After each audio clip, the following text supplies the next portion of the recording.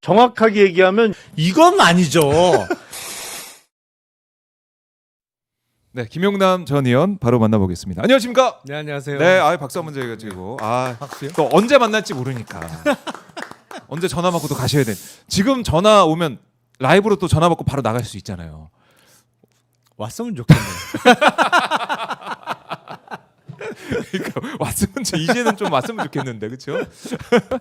이제 뭐 김민석 총리 후보자 인사청문회 끝나고 그렇죠. 장관 또 이제 추천되고 이런 다음에 올 거예요, 전화가. 지금 그러니까 우리 헌법상에 나와 있는 네. 국무총리의 임명 제청권을 네. 원칙대로 원칙대로. 하겠다는 취지 같아요. 네, 그러니까 총리가 임명되고 그 총리가 네 국무위원들에 대한 임명을 이렇게 하고 해 주십시오라고 제청권이 우리 헌법엔 그렇게 되어 있죠. 근데 사실상 그게 제대로 지켜지질 않았었는데 네. 원칙대로 하겠다는 취지인 것으로 보여요. 일단 그렇게 보고 계속 뭐 기다려 보시는 걸로 하겠습니다. 예. 마음을 휴대폰? 비워. 예, 좀 비우고 계시지만 국민 추천제들이 마무리됐기 때문에 그것도 이제 보면서 아마 상징적으로도 국민 추천이 어떤 사유로 됐는지 이것도 취합을 해가지고 인사 검증 거쳐가지고 뭐 지명할 때 활용이 될 것 같아. 제가 봤을 때는 그렇겠죠. 국민의 뜻이. 예. 뭐 7만 4천 명 네. 정도가 참여했으니까 국민 추천제의 취지에 비추어서 뭐 입각을 하든지 아니면 주요 네. 공공기관장에 가는 사람이 나오겠죠. 나온다. 알겠습니다. 그래서 뭐 저희는 어쨌든 매일매일이 마지막 방송이라는 생각을 가지고 우리 김용남 의원을 만나고 있습니다. 네.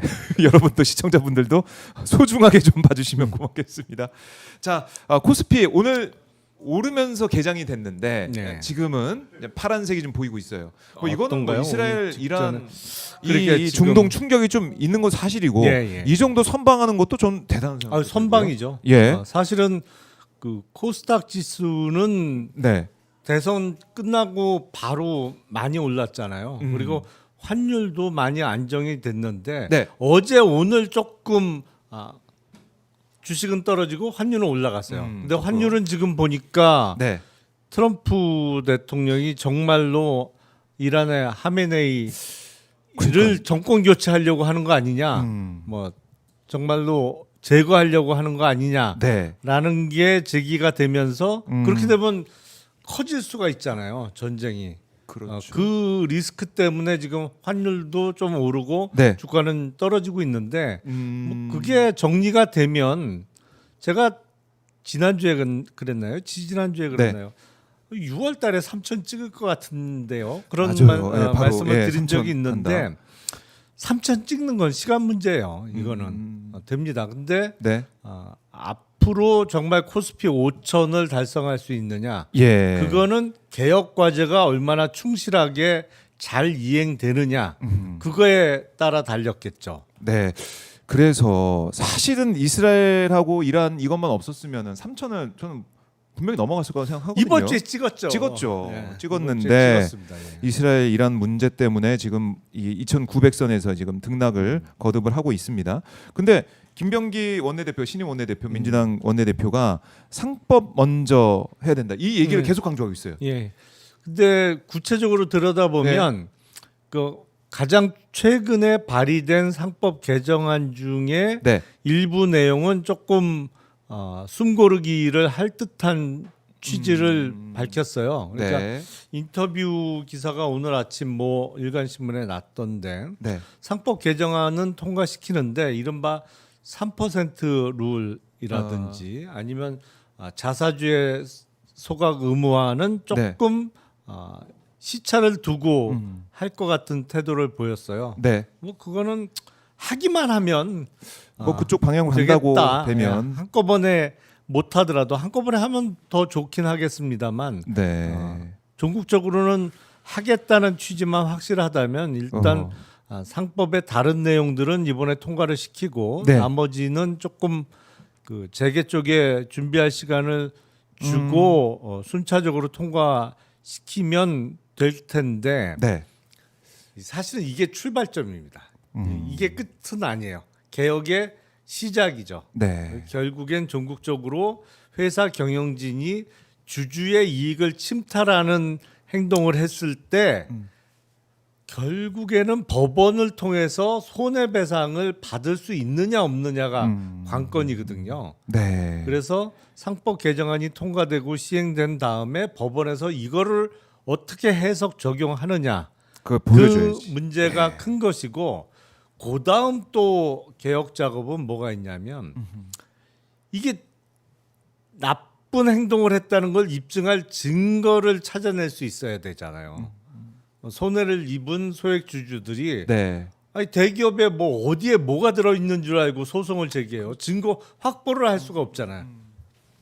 이 증거 확보를 보다 용이하게 해줄 수 있는 제도를 도입할 것이냐. 그게 이제 그것까지. 영미법상의 디스커버리 제도라는 게 있는데 예. 그것까지 되면 저는 5천은 무조건 간다. 이재명 정부 임기 내에. 네네. 근데 5천에서 만을 가려면 다른 게 더 필요하죠. 그거는 우리나라 산업 구조의 변화 네. 내지는 세계 시장을 선도하는 네. 업체의 탄생 같은 게 있어야 그렇네요. 되는데 세계적인 기업. 그건 기본적으로 지금 그룹이라는 이름으로 지금 계열사를 100몇십 개씩 갖고 있는 네. 우리나라 거대 기업들의 구조 조정을 전제로 한 정말 세계 최강의 회사. 네. 그러니까 업종에 있어서 업종에 있어서 또 분야에서. 그러니까 이제 뭐 반도체부터 뭐 화장지 만드는 것까지 다 잘하는 회사 말고 그런 회사는 있을 재벌 수가 없고 이런 거 네. 말고 정말 말고. 집중해서 잘하는 쪽으로 몰아주고 네, 네. 거기서 세계 1등, 뭐 예. 2등을 차지하는 회사가 탄생하게 되면 만 가는 거죠. 그때는. 만 간다. 네. 만 그럼 갈 수 있다. 희망을 가져도 됩니까? 아니 5천은 저는 5천은 간다. 이 입법적인 개혁 개혁- 작업으로 어, 5천은 그냥 간다고 5천은 간다. 봅니다. 5천은 기본이에요. 기본 5천은 기본. 아니 근데 물론 개혁 작업이 순차적으로 이행이 돼야죠. 예. 그렇죠. 언급하신 거 이행이 되면 5천은 기본 가고. 근데 워낙 저항이 세긴 해요. 그걸 넘어야 그 과정에서도. 이재명 대통령 또 민주당 넘을 수 있을 거 저는 생각하고 네. 그 5천 묶고 더블로 갈 수 있는 겁니까? 더블로 가려면 이제 구조 변화가 있어야 되는 거지. 그거는 만까지. 2만 어떻습니까? 2만은 뭐 하여튼 거기까지 제가 잘 모르겠고.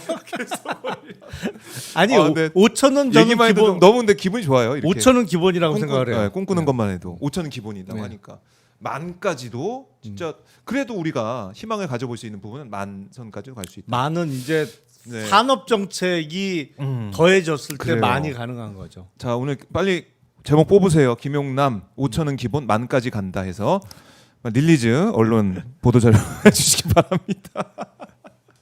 그러니까 이게 우리가 웃을 수 있는 게 코스피 얘기하면서 웃을 수 있는 일이 없었잖아요 그동안. 그렇죠. 계속 없었으니까.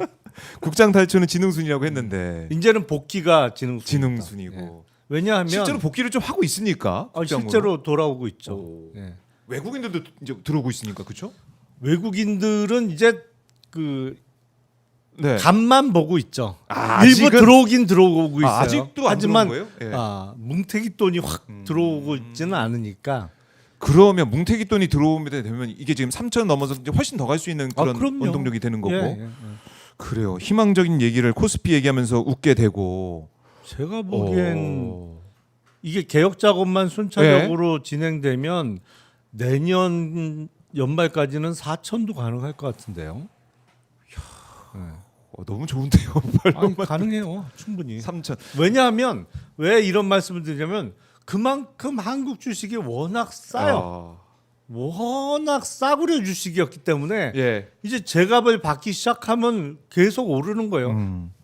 근데 참 이게 참 우픈 현실인 게 뭐냐면 이렇게 코스피가 7거래 연속 올랐죠. 8거래일째 이스라엘 이란 이것 때문에 네. 조금 조정이 있었고 그다음에 또 오르고 올랐죠. 했는데 이 오를 때 어떤 일이 있었냐면 개인 투자자들은 인버스로 갔어요. 3천 가지 그럼 분명히 떨어진다. 올라가다가 쭉 떨어진다. 이 생각에 인버스로 갔단 말이에요, 돈이. 그러니까 이게 우리가 사전 학습이 돼 있는 거예요. 뭐 3천 웃기는 소리 하지 마. 이거 또 떨어져. 인버스로 가자. 돈이 몰렸단 말이죠. 이거 어떻게 보십니까?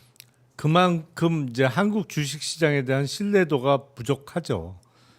왜냐하면 경험적으로는 그게 맞아요. 항상 오르다 떨어졌으니까. 그러니까. 아, 그런데 이번엔 다르다. 이번엔 다르다. 네. 이번엔 다르다. 그러면 이번에 지난번에 학습 효과 때문에 인버스에 다 올라가 있으면은 잘못될 수 있다. 어휴, 어려울 수 있다. 그렇죠. 물리는 거죠. 그거는. 그래요. 그러니까 그 정도로 거버넌스가 바뀌고 펀더멘털이 바뀌고 있다. 그럼요. 그러니까 새로운 시대가 열리고 있다. 이렇게 네, 볼 수 네. 있겠네요. 이재명 시대. 아니 이거는 제값을 찾아가는 과정이기 때문에 그 자연스럽게 갑니다. 근데 거기서 개혁의 저항이 세 갖고 네. 개혁이 좌절되면 과거와 같은 패턴을 또 반복하는 거죠. 하지만 네. 개혁 작업만 지속적으로 이루어지면 이거는 무조건 올라가는 시장이고 5천이 기본이라고 제가 그래서 말씀드리는 거예요. 왜냐하면 이제 이른바 PBR 기준으로 그러니까 주가 순자산 비율이 우리가 최근에 그렇게 올랐다고 하는데도 아직 평균이 1이 안 돼요. 그 얘기는 뭐냐면 청산하면 더 받는다는 얘기잖아요. 돈을 사업 다 때려치고 그냥 있는 자산 팔아서 나눠 가지면 지금 주가보다는 더 받는다는 얘기인데 네. 대만이 평균 PBR이 2가 넘습니다. 아 그래요. 그럼요. 거기 괜찮네요. 거기 네. 또 대만이 우리 2가 왜 넘어요. 2가 훨씬 넘어요. 대만이. 근데 물론 대만이 그렇게 된 거는 TSMC라는 그렇죠. 아주 불굴의 스타가 하나 네. 있기 때문에 그런 건데 음흠. TSMC는 거버넌스도 훌륭해요. 네. 왜냐하면 거기는 모리스 창이라는 그 설립자가 있습니다만 지금은 연세가 엄청 많으시죠. 네. 그래서 이제 물려주고 본인은 은퇴를 했는데 그 자기가 세운 회사입니다만 자기 아들한테 물려준 게 아니에요. 경영권을. 거기서 차이가 나네. 그렇죠. 자기하고 예. 같이 일했던 사람들 중에 가장 똑똑해 보이고 잘할 만한 사람. 네. 물론 한 번 물려줬다가 4년 만에 다시 찾아온 적도 있어요. 왜냐하면 생각보다 잘 못한다 그래갖고 다시 경영권에 복귀를 해서 한 네.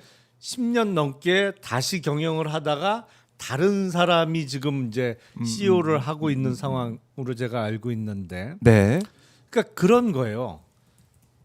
그 거대 기업의 의사결정이란 거는 정말 중요하잖아요. 그렇죠. 근데 설립자의 아들이 그것도 큰 아들이 물론 똑똑할 수 있죠. 네. 그리고 어려서부터 아버지가 하는 거를 집에서도 보고 배워서 네. 더 익숙하고 뭐 능력을 갖췄을 수도 있어요. 네. 하지만 아닐 수도 있는 거죠. 그건 확률의 문제지 그냥. 네. 설립자의 진짜요. 아들이 예. 똑똑할지 경영을 잘할지는 그럴 수도 있고 아닐 수도 있는 거죠. 하지만 그 회사에서 오랜 기간 같이 근무하면서 네. 누가 봐도 탁월해. 뭐 예를 들어서 상무 전무 부사장까지 쭉 올라오는 과정에서 잘해. 세계 시장의 흐름을 읽을 줄 알고 앞으로 우리 회사가 어느 쪽에 네. 집중해야 더 발전할 수 있는지도 맥도 짚고 의견을 내는데 나중에 보니까 그 사람 의견이 맞아. 그럼 그러면 그런 사람 네. 중에 제일 뛰어난 사람을 고르는 거는 이건 확률이 훨씬 높은 거죠. 이거는 뭐 95%의 확률로 성공할 수 있다고 하면 설립자의 큰 아들이 똑똑할 확률은 50%일 수도 있고 네. 10% 미만일 수도 있는 거예요. 그렇지. 근데 확률이 더 낮아. TSMC 같은 회사는 자기 아들이 아닌 가장 경영을 잘할 것 같은 사람한테 물려준단 말이에요. 근데 우리나라 회사는 큰 아들한테 무조건 가. 핏줄로. 잘할 수도 있지. 네. 아들까지는 잘할 수도 있어. 손자도 잘한다? 아니 그거는 50%의 확률이라고 치잔 말이죠. 높게 봐서. 네. 근데 아들이 잘할 확률은 2분의 1이야. 아. 근데 그 아들의 아들이 또 아들이 또- 잘할 확률은 2분의 1 곱하기 2분의 1도 그렇네요. 확률이 확 줄어드는 거잖아요. 예. 4분의 25%. 그러니까 그렇게 하면 안 되는 건데 우리나라는 아직도 그렇게 하고 있는 거죠. 그러다 보니까 그 주가가 싼 거예요. 그러니까 이 말도 안 되는 일들이 벌어지고 있다. 참 후진국적인 모습을 자본시장에서 우리가 보여줘 왔기 때문에 뭐 정치는 선진국 정치, 선진국보다 더 좋은 민주주의가 회복되는 그런 모습을 보여주고 있지만 요새 보면 우리나라가 민주주의라는 측면에서 최고예요. 미국보다 나은 것 같아요. 그럼요. 미국보다 훨씬 낫고 우리는 평화적인 빛의 혁명을 통해서 또 네. 그 전에는 촛불혁명을 통해 가지고 이렇게 민주주의 회복하는 모습을 보였는데 다른 나라에서 우리나라 대한민국 존경할 만하죠. 민주주의 그러니까 적어도 부분에서는. 우리나라는 대통령 생일에 열병식은 안 하잖아요. 북한만큼 하는 것 같은데 그거 진짜 지금 트럼프 하는 모습을 보면은 열병식을 하고 미국에서 그 깜짝 놀랐는데 그런 모습을 보다가 대한민국 보면 정말 안구정화가 되죠. 근데 이 시장만큼은 아니다. 아니, 그러니까 갈 길이 멀다. 그 1987년도 직선제 개헌으로 우리가 정치적 민주주의는 획득을 했는데 네. 제 표현대로 하자면 주주 민주주의는 아직 달성 못했다. 주주 민주주의는 네. 달성 못했다. 주주 민주주의의 네. 완성을 위해서 우리가 개혁 작업을 계속 해야 되는 거죠. 이재명 정부에서. 이재명 정부에서 또 과제가 있다. 그래요. 참 이 코스피 3천 이제 뭐 등락되고 있지만은 3천 넘고 5천으로 향해 가고 있다라고 정리를 그건 해보고 뭐 시간 문제예요. 시간 문제다. 알겠습니다. 만까지 가면은 정말 김용남 의원과 특별 생방송을 근데 또 하고 싶다. 그거는 만을 가려면요. 네. 일단 그 구조 개혁부터 구조 해야 개혁부터? 됩니다. 예, 구조 개혁부터 해야 되고 모든 국가적 역량이 네. 그러니까 그게 어떤 입법적인 개혁 그리고 산업 정책도 성공해야 되는 것이고 거기다가 제가 보기에는 우리나라 그 거버넌스의 가장 정점은 뭐냐면 첫 번째는 왜곡된 한국식 지주회사 제도를 개혁하는 거예요. 그러니까 이게 무슨 지주회사, 자회사, 손자회사 다 상장되어 있잖아요. 예. 이 중복 상장 구조를 어떻게 해결할 것이냐 예. 그 문제고 종국적으로는 승계 문제를 이제는 주주로 좀 남아주면 안 되겠니? 경영을 굳이 해야 될까? 그러게요. 지금 세계적인 회사들 보면은 아들한테 뭐 손자한테 물려주고 이런 건 없잖아요. 아니 거의 그러니까 지금 예. 테슬라의 일론 머스크가 자기 아들이 도대체 몇 명인지도 잘 모르겠지만 자기 아들한테 물려줄 승계 준비해요 지금? 안 하죠. 안 하잖아요. 예. 아니 제프 베조스도 그렇고 애플도 스티브 잡스 아들이 하고 있는 거 아니잖아요. 그렇죠. 예. 아니 그리고 저 뭐야 마이크로소프트의 빌 게이츠가 은퇴하고 그 가족이 MS 경영에 네, 관여하냐고요. 그러니까 네. 3조 달러를 가는 거예요 기업 아, 가치가 우리나라 그렇네. 돈으로 하면 4,500조 막 넘어가는 게 제일 잘하는 사람이 정말 치열한 경쟁 끝에 CEO가 되는 구조하고 네. 태어나봤더니 태어났더니 내가 큰 아들이네. 내가 큰 아들이야. 그럼 내가 최고 결정권자야. 그리고 내 큰 아들이 나의 아들이 또 경영권자야. 아하. 이 구조하고 어떻게 게임이 되겠어요? 그러니까 어느 길로 가야지 주식시장이 정상화되고 오르는지는 다 나와 있네요. 다 답은 나와 있죠. 그쪽으로 갈 것이냐 그 것이냐 특히 법적인 문제부터 이번에 고쳐가면서 가야 된다. 알겠습니다. 주식 얘기 좀 요즘에 코스피 얘기하면서 많은 분들이 좀 표정이 밝아지셔가지고 그래도 요새는 주식 얘기를 하면 네. 과거엔 어두웠는데 요새는 재밌잖아요. 즐겁잖아요. 일단. 즐거워요. 뉴스 보는 것도 이재명 대통령 일정 보는 것도 즐겁고 또 주식시장 어떻게 되나 물론 이 이란 이스라엘 여기에 이제 초점 맞춰서 우리가 시장이 외국인들도 조금 빠져나가는 부분도 있지만은 그래도 희망이 있어요. 보여서 너무 좋습니다. 너무 좋은데 자 주식 얘기하면은 꼭 주식 코스피 얘기하다 보면 꼭 나오는 분이 있습니다. 지금 병원에 계신 분인데 네. 누구는 국모라고 부르기도 하고 그분이 지금 있는데 자 도이치모터스 주가 조작 의혹 이 사건 김건희 입장에서는 큰일 난 거 아닙니까 지금 어떻습니까?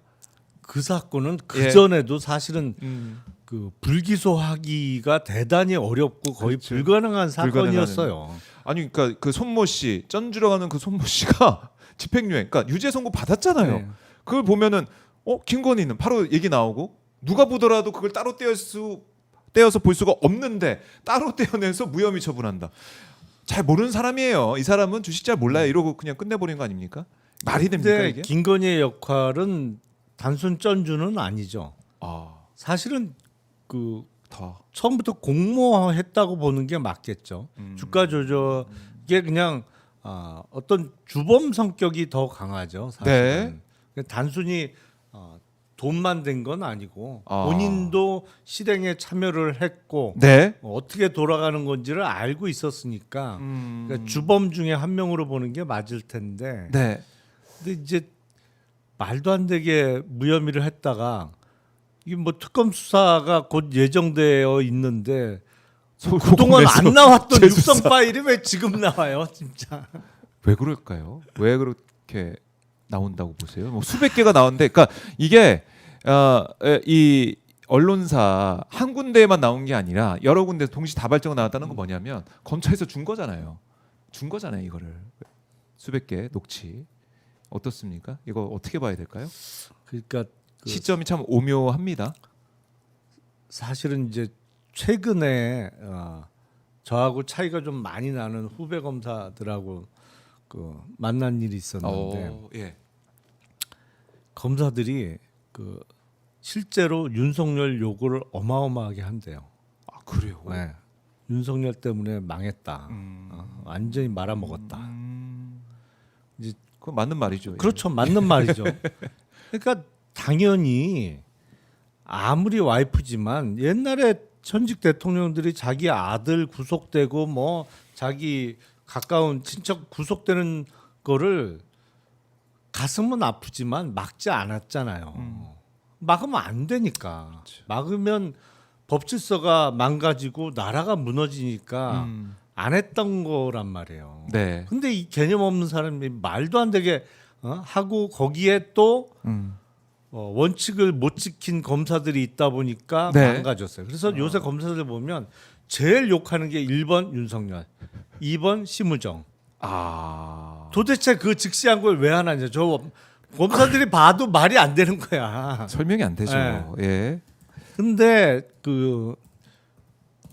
지난 정부에서 당연히 기소해야 될 사건을 안 하고 무리를 하다가 네. 이제 더 큰 화를 입게 됐는데 뭐 김건희가 화를 입는 거야 뭐 당연한 건데 이제 검사들은 우리도 같이 망하게 됐다라는 것 때문에 이제 그럴 수 열이 있지. 받는 거죠. 야.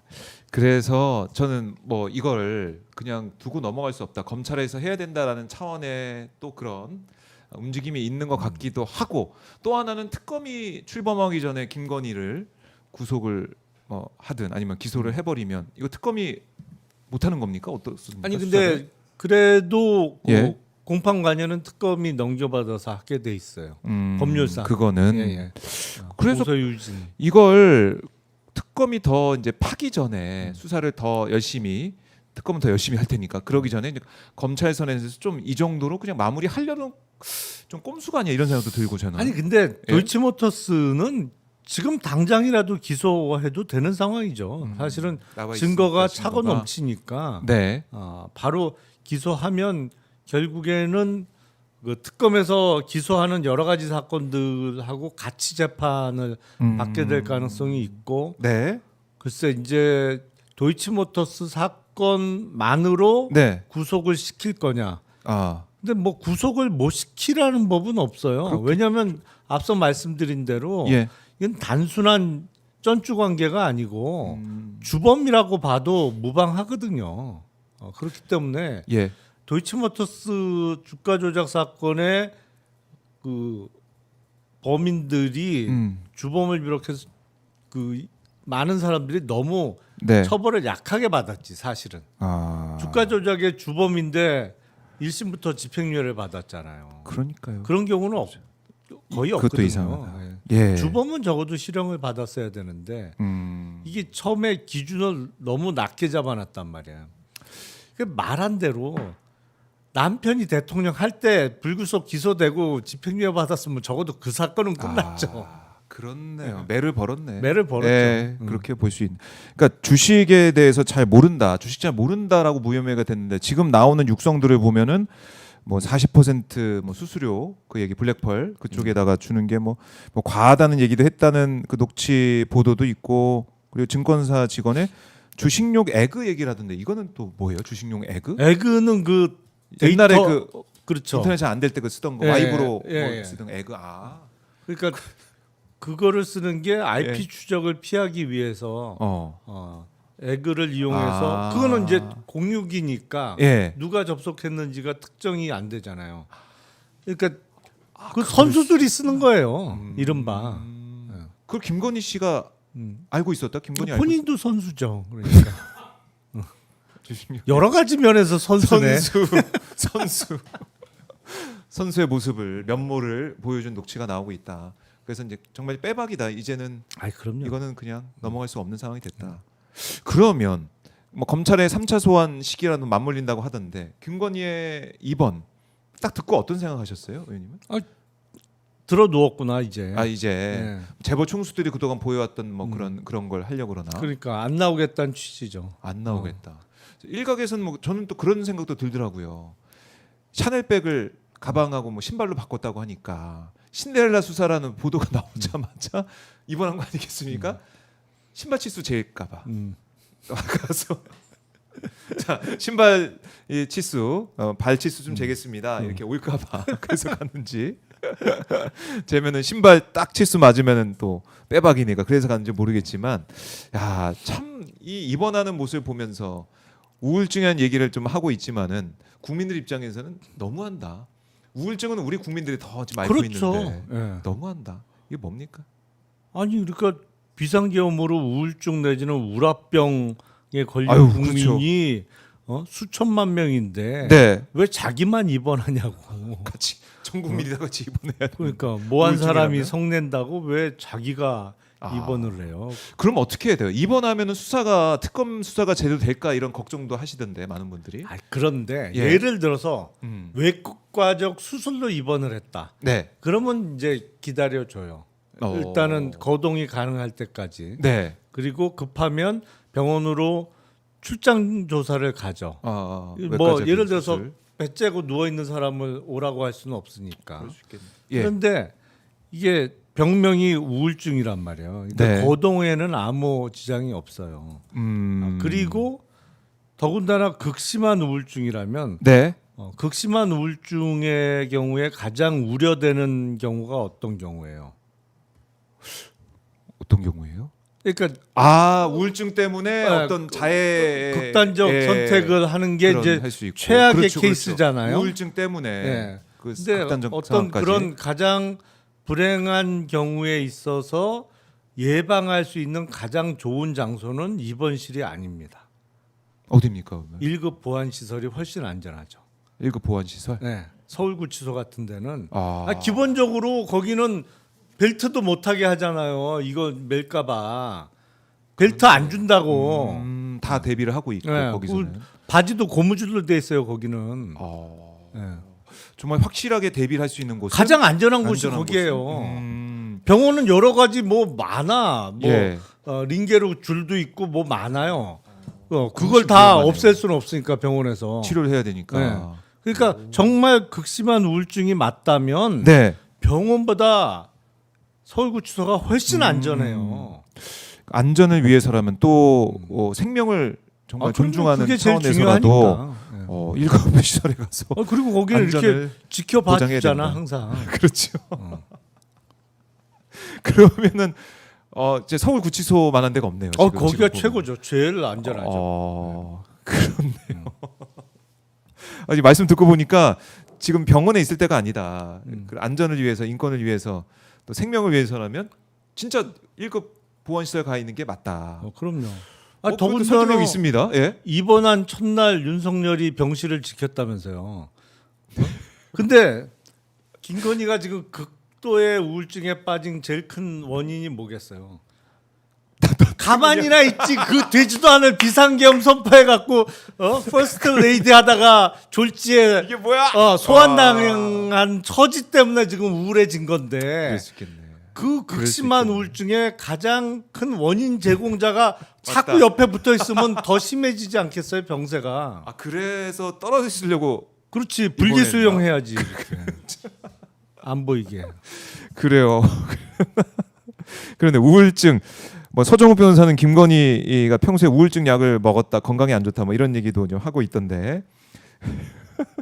오히려 특검을 반겼다 뭐 이런 얘기도 서정우 변호사가 하던데 모르겠습니다만. 말도 안 되는 소리. 예, 어쨌든 예, 윤석열 얼굴 보면 우울증이 더 심해질 더 수밖에 심해지죠. 없다. 예. 빨리 분리를 해야 돼. 알겠습니다. 아, 화가 치밀어 오르지 않겠어요? 그렇죠. 가만히나 있지. 가만히 있으면. 그 뭐. 그렇죠. 지금 3년 만에 쫓겨나서 그러니까요. 이 상황이 된 게 김건희 입장에서는 이게 현실 인식이 또 잘 안 될 수도 있을 것 같다는 생각도 들어요. 꿈 같다는 생각도 들 수 있을 것 같기도 하고 이게 웬일인가 하는 생각도 들 수 있을 것 같기도 속으로는 한데. 그러겠죠. 예, 하려면 제대로 하지.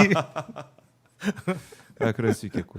그러니까 이 3대 특검이 지금 이제 본격적으로 가동이 되는 수순을 가고 있는데 내란 특검 같은 경우는 조은석 특검이 예. 바로 김용현에 대해서 기소를 하는 상황. 또 구속영장 이걸 한다 예정이다라는 얘기도 나오고 있는데요. 우리가 김용현이 풀려날까봐 너무나 걱정을 했었거든요. 그렇죠. 내란 특검 시의적절하게 좀 빠르게 움직였다는 생각도 들고 어떻게 보셨습니까? 아니 사실은 이런 작업이 진작에 돼 있어야 되는 건데 그래서 심우정 총장이 검사들한테도 그렇게 욕을 먹는 거예요. 도대체 뭐 하냐? 그렇네요. 완전히 뭐 망가뜨리려고 작정을 했냐 너 총장이라는 자가.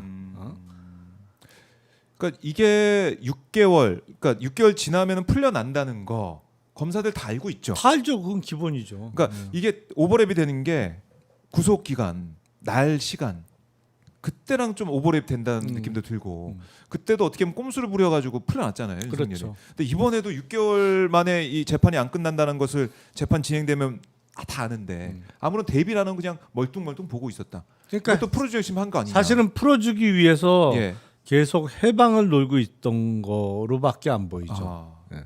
그러니까 검찰과 또 직위원 판사가 뭐 콜라보 하듯이 풀어줄. 뭐 이거 6개월 안에 안 끝났는데 검찰도 가만히 있고 하니까 뭐 풀어주지.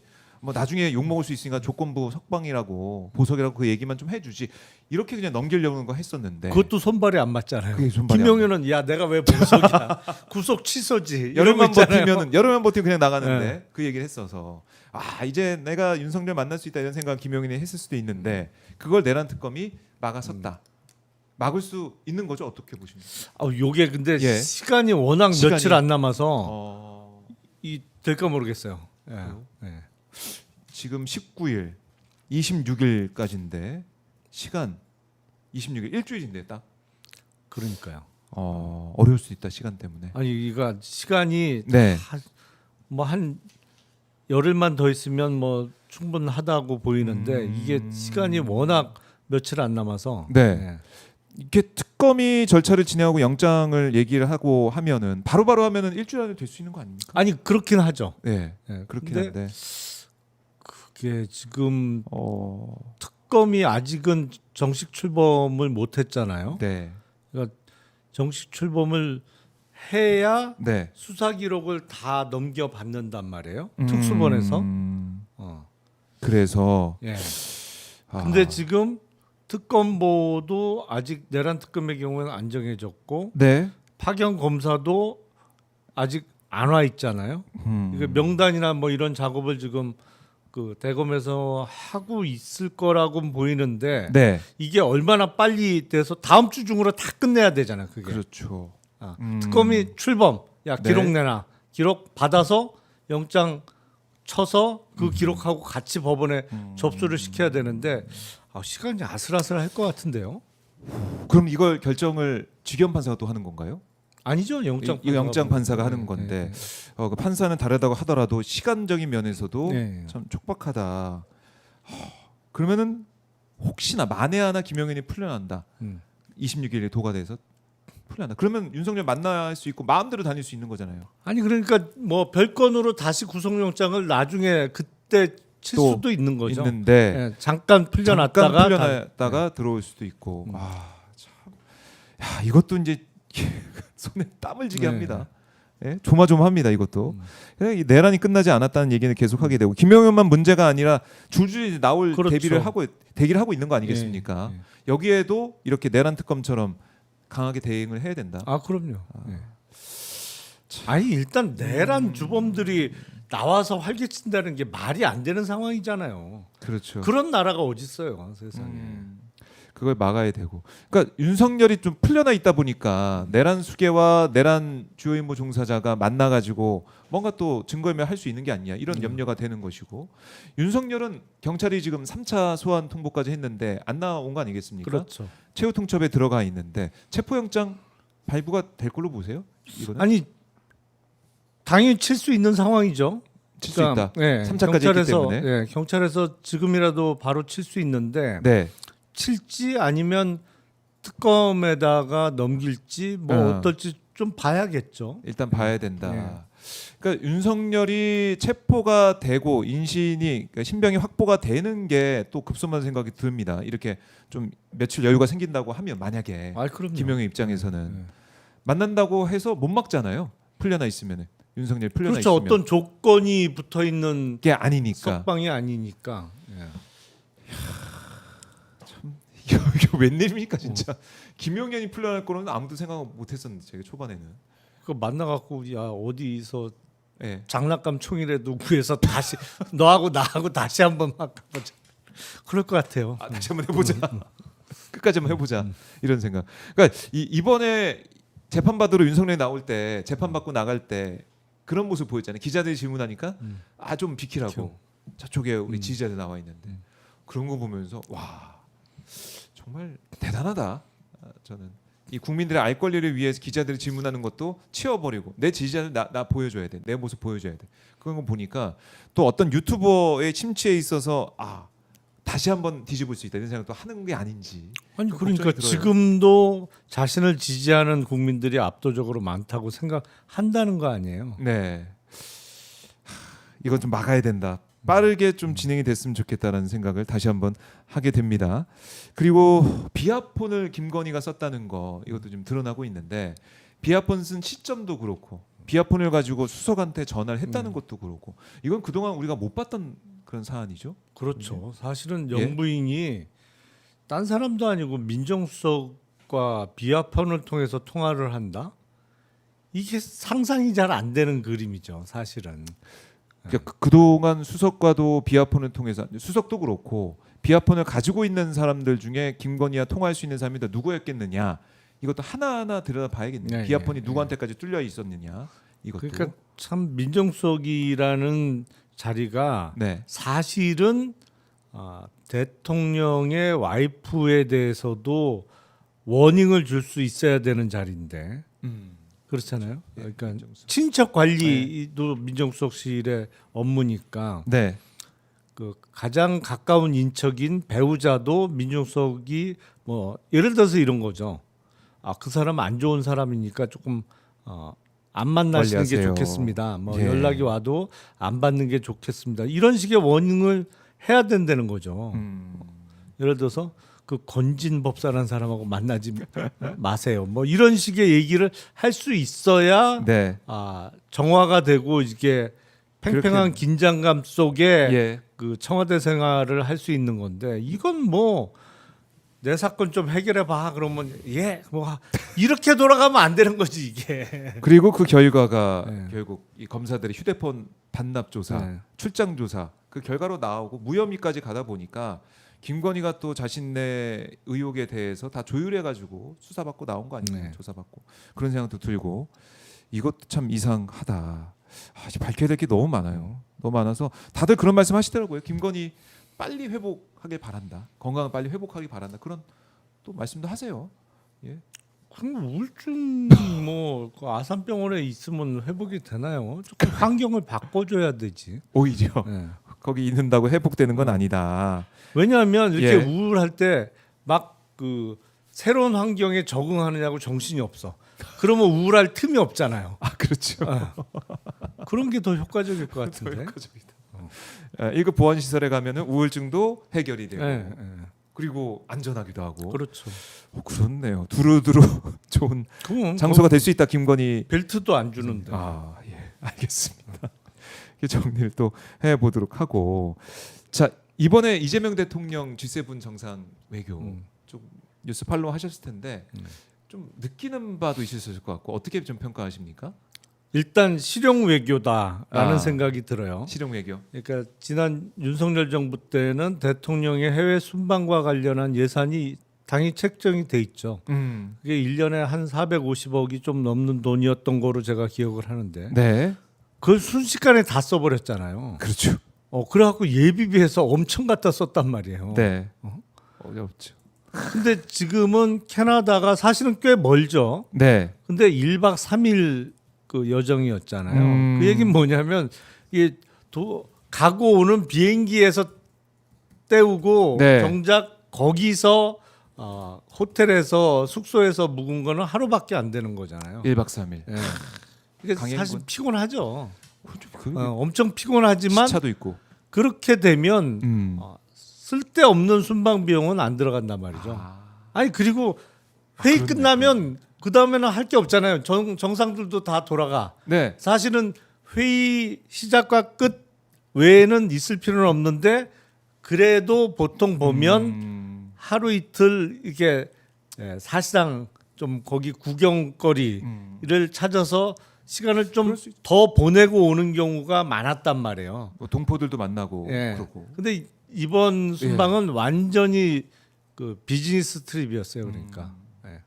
근데 강행군을 해서 진짜 딱 일만 하고 돌아오는 모습이었는데 이렇게 대한민국이 대통령이 국제무대 다시 모습을 보이니까 오 대한민국 대단하다. 민주주의 회복해서 다시 왔구나. 이렇게 평가를 했을 것 같기도 하고. 아 그럼요. 참석 자체가 다시 너무 정상 의미가 있어요. 국가가 된 거죠.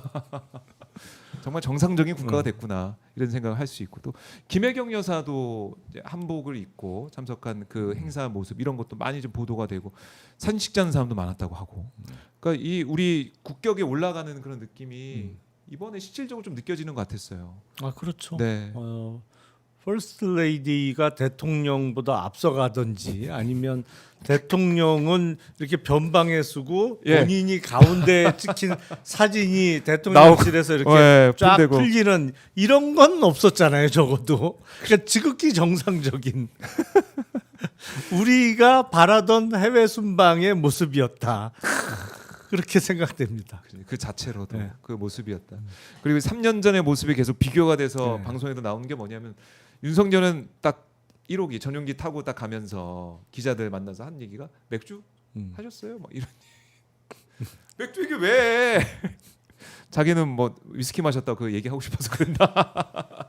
그 얘기를 기자들한테 기자들이 곧 국민인데 국민 대하는 건데 맥주 얘기하고 자기는 영국 축구 봤다고 네, 했나요? 축구 뭐 봤다는 얘기했죠. 얘기하고 네. 그런 얘기하고 아니 이게 지금 어디 놀러 가는 게 아니고 출장인데. 그러니까 들떠 있는 게 느껴지는 거예요. 예. 일하러 출장이면 그런 게 아니라 준비를 해야 될 거 아니에요. 일할 준비를 하고 회의 네. 주제나 내용에 대해서 공부를 해야 되는데 보통은 평소에 대통령들이 이제 정상적인 경우라면 바쁘기 때문에 네. 비행기를 타고 뭐 한 10시간 이상 가는 그 비행기 안에서 그 준비를 하는 경우가 많은데 네. 거기서 뭐 술 마시고 축구 보고 그러니까 그때부터 뭐 그 전에 그렇지만 그런 모습을 보면서 국민들이 얼마나 속이 터졌습니까? 근데 이재명 대통령의 이번 일정을 보면서 많은 분들께서 아 이게 진짜 대통령의 자세고 대통령의 모습이다라는 거고 또 바로 이제 국무회의를 주재하면서 추경 이것도 네. 추경안을 의결하는 일까지 하고 있으니까 많은 분들이 박수를 또 보내고 계세요. 보내고 있고 추경 뭐 그리고 앞으로 상법 개정안 이런 걸 말씀드렸지만은 이렇게 되면 경제도 좀 반응을 하지 않을까.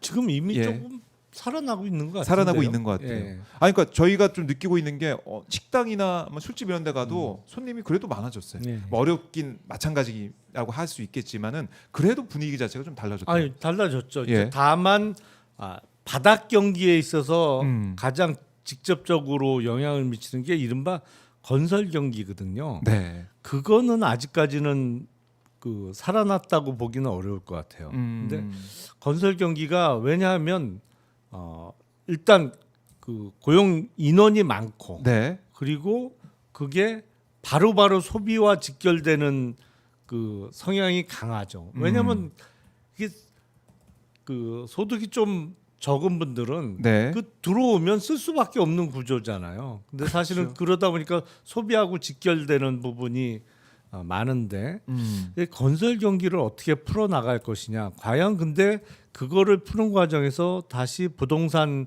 가격이 폭등하면 안 되니까 참 조심스러운 부분인데 그 부분 빼고는 경기는 확실히 살아나고 있는 것 같아요.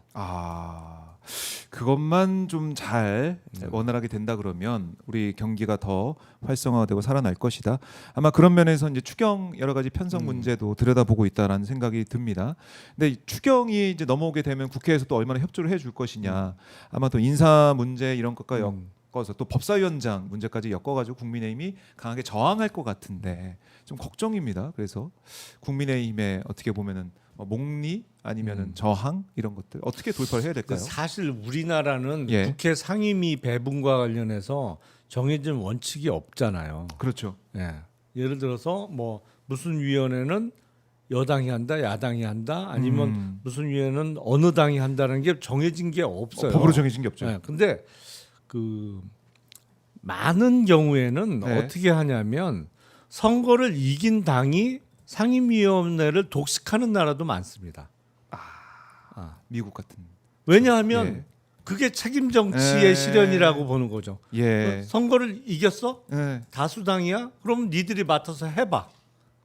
그리고 그럼, 나서 예, 그 예. 결과에 대해서는 책임을 지는 거죠. 그쪽에서 주도권을 갖고 한 사람이 책임을 지는 거죠. 네. 근데 우리는 이게 불문율도 그냥 여야가 나눠서 상임위를 그 갖다 보니까 책임 소재가 불분명해요. 네. 그렇잖아요. 그러니까 예를 들어서 뭐 정무위에서 통과시킨 여당 주도로 통과시킨 법안이 만약에 법사위원장이 야당이라면 네. 거기서 붙잡고 통과를 안 시켜줘. 그러면 이게 정무위 책임이냐 법사위 책임이냐. 법사위는 또 이게 정무위에서 통과돼서 넘어온 법안 자체에 문제가 네. 있다라고 이제 또 이유를 대니까 예. 책임 소재가 불분명하단 말이죠. 그러니까 어느 면에서는 그렇게 이제 승자 독식 구조가 책임 정치라는 측면에서는 더 명확하고 나은 측면도 분명히 있어 보입니다. 그러니까 만약에 법사위원장을 국민의힘이 가져간다. 어떤 일이 벌어지겠습니까? 거기서 다 묶이겠죠. 법사위에서. 국회 의석수가 중요하지 않게 돼요. 그렇게 되면 그냥 법사위원장이 틀어지고 계속 목리를 부리고 있을 것 같은데 그걸 달라 그런다. 저는 그걸 민주당이 안 받아들일 거라 생각을 하고요. 국민들도 바라지 않을 거라 생각합니다. 예. 그러니까 원래는 법사위에서는 자꾸 수정만 예. 할 수 있는데 타 상임위에서 넘어온 것은 근데 자꾸 수정을 이유로 붙잡아 놓잖아요. 그래서 상원 역할을 해왔죠. 네, 사실상의 예. 상원 역할을 그동안 해와서 그래서 법사위가 중요한 거죠.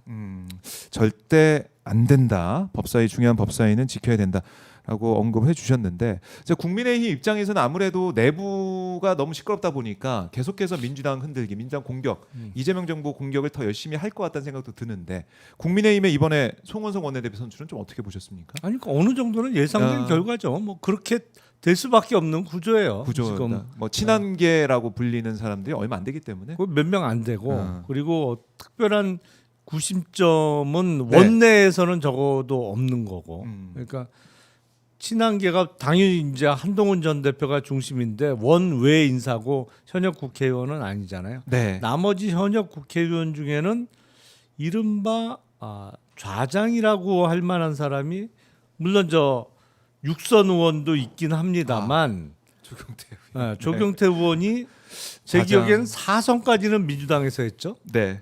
그리고 정도, 이제 제 기억에는 국민의힘에서 재선을 한 거라 네. 당내 입지라는 측면에서는 육선 의원 대접보다는 재선 의원 정도로 대접받고 있는 것 같아요. 그럴 수 있겠네요. 네. 네. 그래서 그래서 확실한 구심점은 아닌 것처럼 보이고 네. 그러면 이제 3선급에는 이번에 출마했던 김성원 의원하고 네. 그 이천에 있는 송석준 의원 정도가 이제 최다선인 것 같은데 그 수도권 의원의 한계도 있지만 네. 원내대표로 선출될 정도의 동료 의원들로부터의 신망을 받고 있는 것 같지는 않습니다.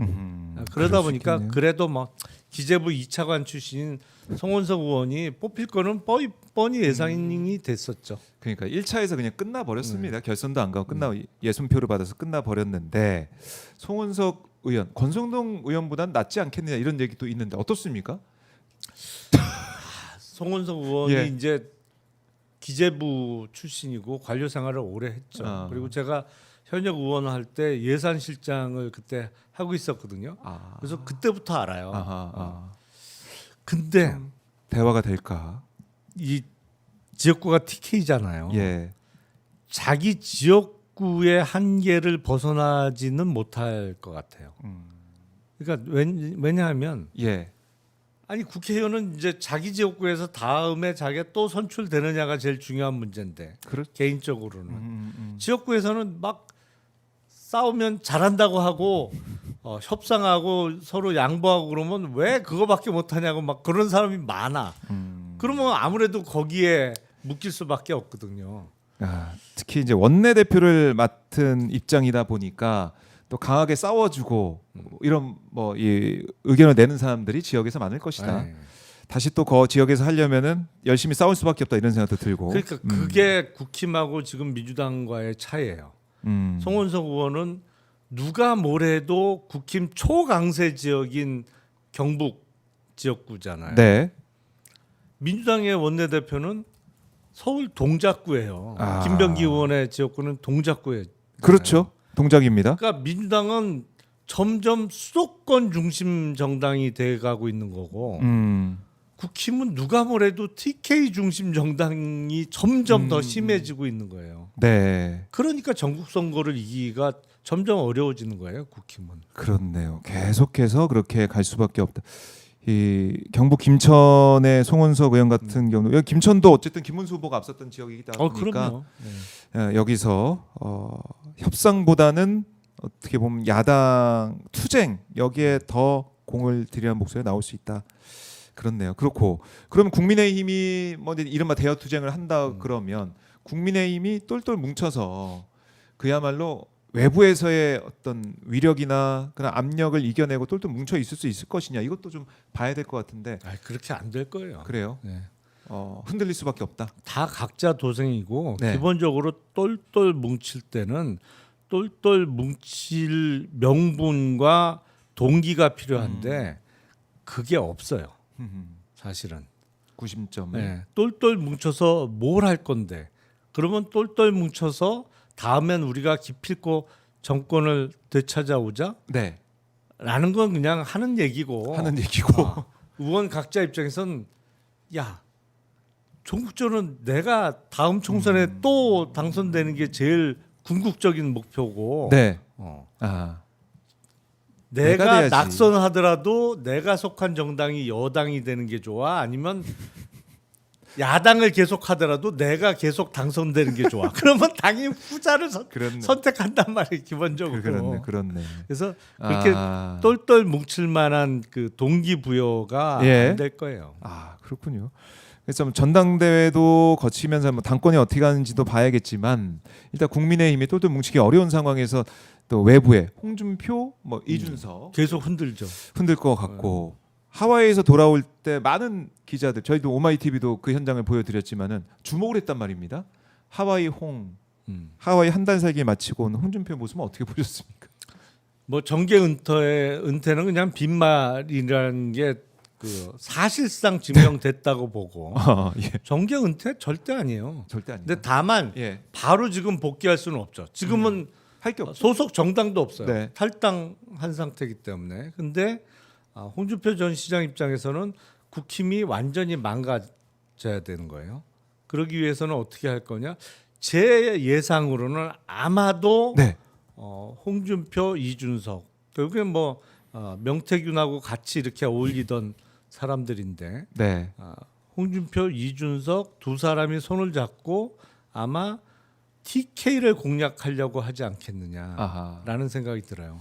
그래서 TK. 내년 지방선거에서 어떻게든 TK의 지지 기반을 마련하자. 그게 뭐 대구시장과 같은 큰 선거일 수도 있습니다만 대구시의 일부 구청장 선거라도 당선자를 낼 수만 있다면 그래서 TK에서 국민의힘을 잠식해 들어가자라는 생각을 할 가능성이 높아 보입니다. 왜냐면 그런 전략 수도권에서 안 안 통하거든. 통하니까 수도권 안 돼요. 뭐 이준석 같은 경우도 네. 사실은 수도권 네. 쭉 보자면은 자신이 뭐 지역구에서도 그렇게 많이 나온 표가 아니기 때문에 그런 모습. 그러니까 이준석도 보면은 계속해서 TK에 공을 좀 들여오는 그렇죠. 것도 눈에 들어오고. 아니 대선 막바지에도 네. 계속 영남권에서 음. 마지막에는 그 선거운동을 했어요. 네. 그러게 말입니다. 그래서 홍준표, 이준석이 손을 잡고 TK 공략으로 나설 가능성이 크다는 건데. 근데 그 전에 수사부터 받아야 되는 거 아닙니까? 그렇죠. 수사 받고. 예. 어? 아니 사실은 털고. 며칠 전에 오세훈 시장이 네.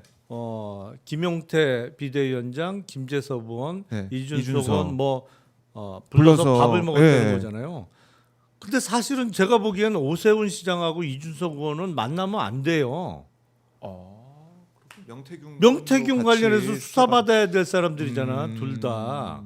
그 특검 수사 앞두고 예. 그렇게 만나면 어떻게 어. 그 사람이 사실은 홍준표 전 시장도 그렇네요. 마찬가지예요. 그렇네요. 만나면 안 그러네요. 돼요 그 사람들은 지금은 적어도 아, 그 수사가 입맞추기. 끝나기까지는 만나면 안 되는 거예요 그게. 예. 그렇네. 그 만나는 것 자체도 말이 안 되는 상황이네요. 그렇죠. 자, 수사부터 받아라. 이렇게 저희가 또 정리를 해 보도록 하겠습니다.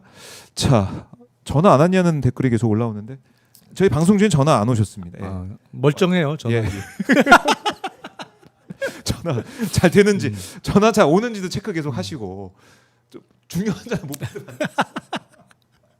항상 아 저희가 그래서 체크를 어떤 하고 분은 있습니다. 방송 중에도 예. 유음으로 해놓더라고. 유- 혹시 못 받을까봐. 최재봉 교수님이 그런가요? 요즘에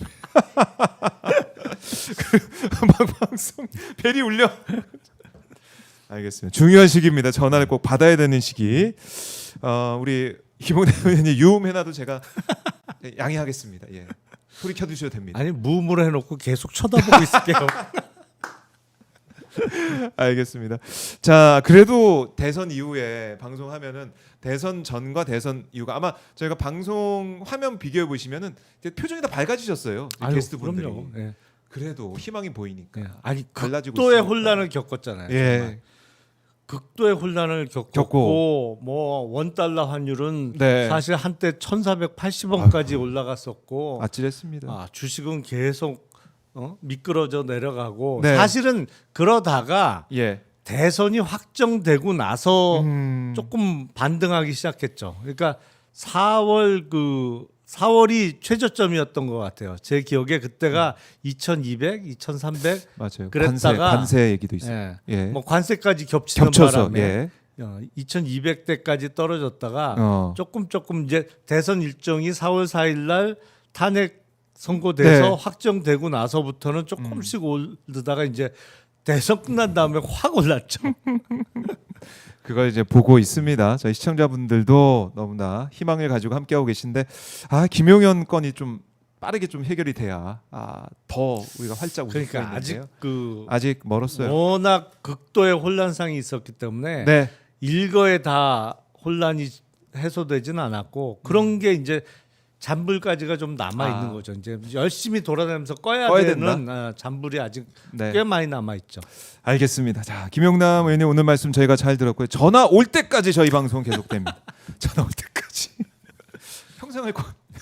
평생. 아닙니다. 저희 항상 마지막 방송하는 생각으로 항상 매주 함께 하겠습니다. 의원님 말씀 잘 들었습니다. 네, 고맙습니다. 고맙습니다. 자,